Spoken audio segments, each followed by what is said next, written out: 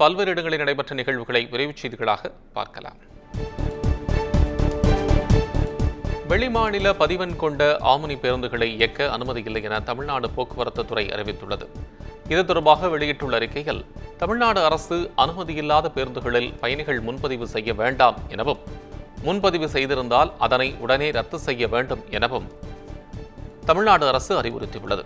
விதிகளை மீறி இயக்கப்படும் ஆம்னி பேருந்துகள் முடக்கப்படும் என்பதால் மக்கள் அதில் பயணிக்க வேண்டாம் என்றும், பொதுமக்களுக்கு இதனால் ஏற்படும் சிரமங்களுக்கு அரசு பொறுப்பேற்காது என்றும் தெரிவிக்கப்பட்டுள்ளது. மேலும் விதிகளை மீறி இயக்கப்படும் பேருந்துகளில் பயணிகள் இறக்கிவிடப்பட்டு அரசு பேருந்துகளில் அழைத்துச் செல்ல ஏற்பாடு செய்யப்பட்டுள்ளதாக அறிவிக்கப்பட்டுள்ளது.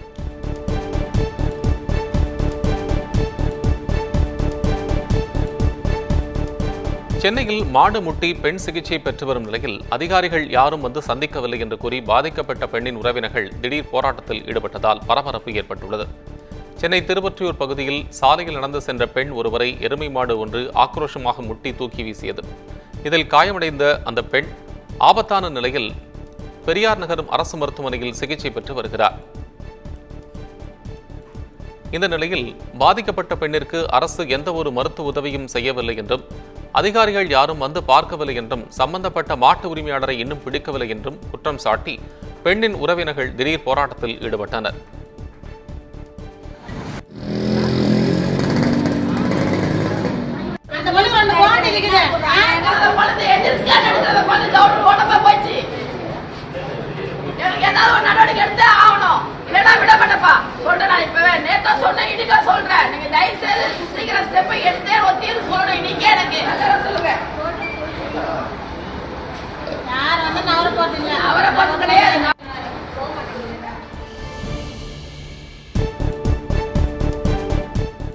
சென்னையில் எழி விழுந்த சமையல் எண்ணெயை பயன்படுத்திய ஒரே குடும்பத்தைச் சேர்ந்த 8 பேருக்கு வாந்தி மயக்கம் ஏற்பட்டுள்ளது. மயிலாப்பூரைச் சேர்ந்த ஒரே குடும்பத்தினர் 15 நாட்களுக்கு முன் வெளியூர் சென்றிருந்தனர். இந்த நிலையில் வீட்டில் இருந்த எண்ணெய் கேனில் எலி ஒன்று விழுந்து இறந்துள்ளது. இதற்கிடையில் வெளியூர் சென்ற குடும்பத்தினர் எண்ணெயில் எலி இறந்தது கிடந்தது தெரியாமல் அதனை சமையலுக்கு பயன்படுத்தியுள்ளனர். பின்னர் மீண்டும் சமையலுக்கு எண்ணெயை பயன்படுத்தும் போது எலி இறந்து கிடந்தது தெரிய வந்துள்ளது. இதையடுத்து குடும்பத்திலிருந்து 8 பேரும் ராயப்பேட்டை அரசு மருத்துவமனையில் அனுமதிக்கப்பட்ட நிலையில் 4 பேருக்கு தொடர் சிகிச்சை அளிக்கப்பட்டு வருகிறது. இச்சம்பவம் அப்பகுதியில் பெரும் பரபரப்பை ஏற்படுத்தியுள்ளது. ராமானுஜர் என்னும் நூலை முதலமைச்சர் மு.க. ஸ்டாலின் வெளியிட்டார். சென்னை தலைமைச் செயலகத்தில் நடைபெற்ற நிகழ்ச்சியில் ராமானுஜர் மதத்தில் புரட்சி செய்த மகான் என்ற தொலைக்காட்சி தொடரின் நூலாக்கம் செய்யப்பட்ட புத்தகத்தை முதலமைச்சர் ஸ்டாலின் வெளியிட்டார். அதன் முதல் பிரதியை எழுத்தாளரும் சொற்பொழிவாளருமான சுகி சிவம் பெற்றுக் கொண்டார். இந்நிகழ்ச்சியில் அமைச்சர் சேகர் பாபு, தலைமைச் செயலாளர் சிவதாஸ் மீனா உட்பட பலர் கலந்து கொண்டனர். தமிழ்நாட்டில் பாஜக வளர்ச்சியடைந்து வருவதாகவும், அண்ணாமலை சிறப்பாக செயல்படுவதாகவும் மத்திய இணையமைச்சர் எல் முருகன் தெரிவித்துள்ளார். சென்னை விமான நிலையத்தில் செய்தியாளர்களிடம் பேசிய அவர், தமிழகத்தில் பாஜக எந்த அளவு வளர்ந்து கொண்டிருக்கிறது என்பதை கண்கூடாக பார்த்துக் கொண்டிருப்பதாகவும், பாஜக அபரிமிதமான வளர்ச்சியை பெற்றுக் கொண்டிருப்பதை என்றும் அவர் கூறினார்.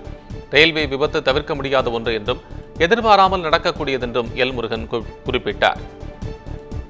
பாரதிய ஜனதா கட்சியினுடைய வளர்ச்சி ஒரு மிகப்பெரிய அபரிதமான வளர்ச்சி பெற்றுக் கொண்டிருக்கிறது. மாநில தலைவர் அவர் சூப்பராக ரொம்ப நல்லா இந்த மாதிரி கொஸ்டினே கேட்காதீங்க. ஒரு சிறந்த தலைவர், மிக சிறப்பாக வேலை செய்து கொண்டிருக்கிறார். சும்மா உங்கள் மாதிரி நீங்கள் போடுறதுக்கெல்லாமே நாங்கள் பதில் சொல்ல வேண்டும். முன்னாள் அமைச்சர் சொல்லுங்க, அவர் தான் அருமையாக வேலை செஞ்சுட்டு இருக்கிறார். ஒரு கட்சியினுடைய இன்னொரு விஷயத்தில் இன்னொரு கட்சி தலையிட முடியாது என்பது உங்களுக்கு எல்லாம் தெரியும். விபத்து என்பது அவங்களே ரயில்வே மந்திரியாக தான் இருந்திருக்கிறாங்க. விபத்து என்பது தவிர்க்க முடியாத ஒன்று. அது ஒரு என்ன சொல்கிறது, அன்ஃபார்ச்சுனேட். அதுக்கு உடனடியாக மத்திய அரசாங்க எங்களுடைய அமைச்சர் டெல்லியிலிருந்து உடனடியாக அங்கே சென்று நிவாரணப் பணிகள்லாம்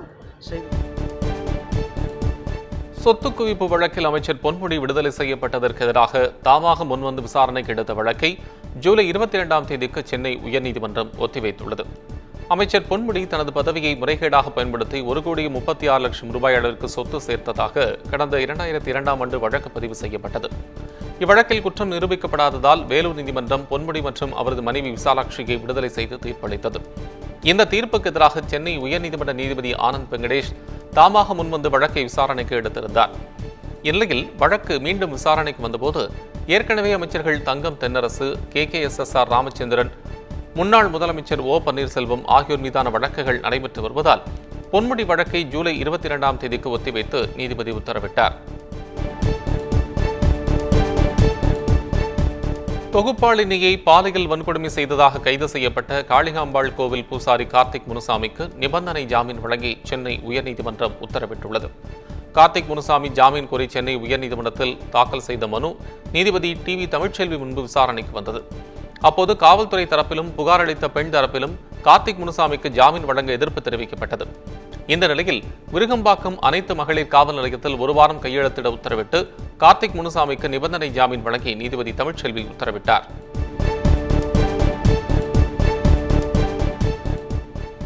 எல்லை தாண்டி மீன்பிடித்ததாக கூறி புதுக்கோட்டை மாவட்டத்தைச் சேர்ந்த 4 மீனவர்களை இலங்கை கடற்படை கைது செய்துள்ளது. மீனவர்கள் மத்தியில் இது பெரும் கொந்தளிப்பை ஏற்படுத்தியுள்ளது. புதுக்கோட்டை மாவட்டம் கோட்டைப்பட்டினம் மீனவர்கள் 4 பேர் படகு ஒன்றில் தமிழக மீன்பிடி துறைமுகத்திலிருந்து மீன்பிடிக்க சென்றனர். இந்த நிலையில் நெடுந்தீவு அருகே எல்லை தாண்டி மீன்பிடித்ததாக கூறி 4 மீனவர்களையும் கைது செய்த இலங்கை கடற்படையினர் படகையும் பறிமுதல் செய்தனர். தமிழக மீனவர்களை இலங்கை கடற்படையினர் கைது செய்வது தொடர்கதையாகி வரும் நிலையில் தற்போது புதுக்கோட்டை மீனவர்கள் 4 பேர் கைது செய்யப்பட்டுள்ளது சக மீனவர்கள் மத்தியில் கொந்தளிப்பை ஏற்படுத்தியுள்ளது. இலங்கை கடற்படை அட்டகாசத்திற்கு மத்திய அரசு முடிவு கட்ட வேண்டும் என பாமக தலைவர் அன்புமணி ராமதாஸ் வலியுறுத்தியுள்ளார். இது தொடர்பாக அவர் வெளியிட்டுள்ள அறிக்கையில், மீன்பிடி தடை காலம் முடிந்து மீனவர்கள் மீன்பிடிக்கச் சென்ற 2வது நாளிலேயே இலங்கை கடற்படையினர் கைது செய்திருப்பது கண்டனத்திற்குரியது என்றும், தமிழக மீனவர்களை கைது செய்வதையே இலங்கை கடற்படை தொழிலாக வைத்திருப்பதாகவும் கூறியுள்ளார். மேலும் தமிழக மீனவர்கள் பாரம்பரியமாக மீன்பிடித்து வரும் பகுதிகளில் மீன்பிடிப்பது அவர்களின் உரிமை என்றும், அதற்காக அவர்களை கைது செய்வது இலங்கை அரசுக்கு எந்த உரிமையும் இல்லை என்றும் கூறியுள்ளார். தமிழக மீனவர்களை இலங்கை கடற்படையினர் தொடர்ந்து கைது செய்வது இந்திய இறையாண்மைக்கு விடப்பட்ட சவால் என்றும், இலங்கை கடற்படையின் அத்துமீறலை இந்தியா அனுமதிக்கக் கூடாது என்றும் அவர் கோரிக்கை விடுத்துள்ளார்.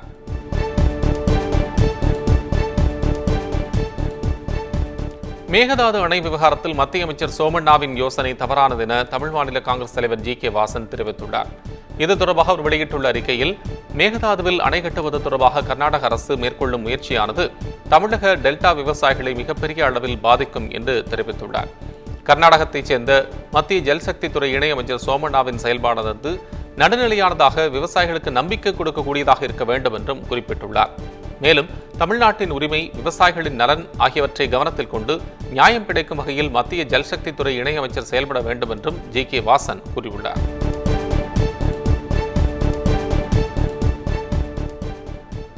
விக்கிரவாண்டி இடைத்தேர்தலில் எந்த கட்சிக்கும் ஆதரவு இல்லை என தமிழக வெற்றிக் கழகத்தின் தலைவர் விஜய் அறிவுறுத்தியுள்ளதாக கட்சியின் பொதுச் செயலாளர் என். ஆனந்த் தெரிவித்துள்ளார். இது தொடர்பாக அவர் வெளியிட்டுள்ள அறிக்கையில், விரைவில் கழகத்தின் கொள்கைகள், கோட்பாடுகள் மற்றும் செயல் திட்டங்களை தமிழக வெற்றிக் கழகத்தின் முதல் மாநில மாநாட்டில் விஜய் வெளியிடுவார் என கூறியுள்ளார். விரைவில் வருகிற 2026ஆம் ஆண்டு நடைபெறவுள்ள சட்டப்பேரவைத் தேர்தலில் போட்டியிட்டு வெற்றி பெற்று மக்கள் பணியாற்றுவதே பிரதான இலக்கு என்று விஜய் ஏற்கனவே தெரிவித்துள்ளதாக குறிப்பிட்டுள்ளார். மேலும் விக்கிரவாண்டி இடைத்தேர்தலில் தமிழக வெற்றிக் கழகம் போட்டியிடாது என்றும், எந்த கட்சிக்கும் ஆதரவும் இல்லை என்றும் தமிழக வெற்றிக் கழகத்தின் தலைவர் விஜய் அறிவுறுத்தியுள்ளதாக அவர் குறிப்பிட்டுள்ளார்.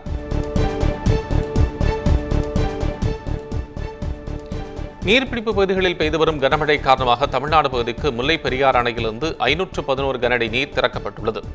அணைக்கு நீர் வரத்து 317 கனஅடியாக உள்ளது. அணையின் நீர்மட்டம் 118.95 அடியாகவும், கொள்ளளவு 2439 மில்லியன் கனஅடியாகவும் உள்ளது. மேட்டூர் அணையிலிருந்து குறுவை சாகுபடிக்கு தண்ணீர் திறக்கப்படாத நிலையில் முல்லை பெரியாறு அணையிலிருந்து தண்ணீர் திறந்துவிடப்பட்டுள்ளது விவசாயிகளிடையே சற்று நிம்மதியை ஏற்படுத்தியிருக்கிறது.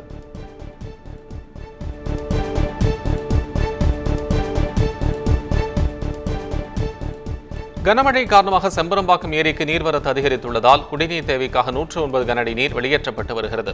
சென்னை மற்றும் புறநகர் பகுதிகளில் நேற்றிரவு பரவலாக கனமழை கொட்டி தீர்த்தது. இதன் காரணமாக சென்னையின் முக்கிய குடிநீர் ஆதாரமான செம்பரம்பாக்கம் ஏரிக்கு 645 கனஅடி நீர் வந்து கொண்டுள்ளதாக செம்பரம்பாக்கம் ஏரியின் மொத்த கொள்ளளவான 3645 மில்லியன் கனஅடியில் 1666 மில்லியன் கனஅடி நீர்வரத்து உள்ளது. இதையடுத்து செம்பரம்பாக்கம் ஏரியிலிருந்து சென்னையின் குடிநீர் தேவைக்காக 109 கனஅடி நீர் வெளியேற்றப்பட்டு வருகிறது. சென்னை மயிலாப்பூரில் 6 வயது சிறுவனை தெருநாய் கடித்து குதறிய சம்பவம் பரபரப்பை ஏற்படுத்தியுள்ளது.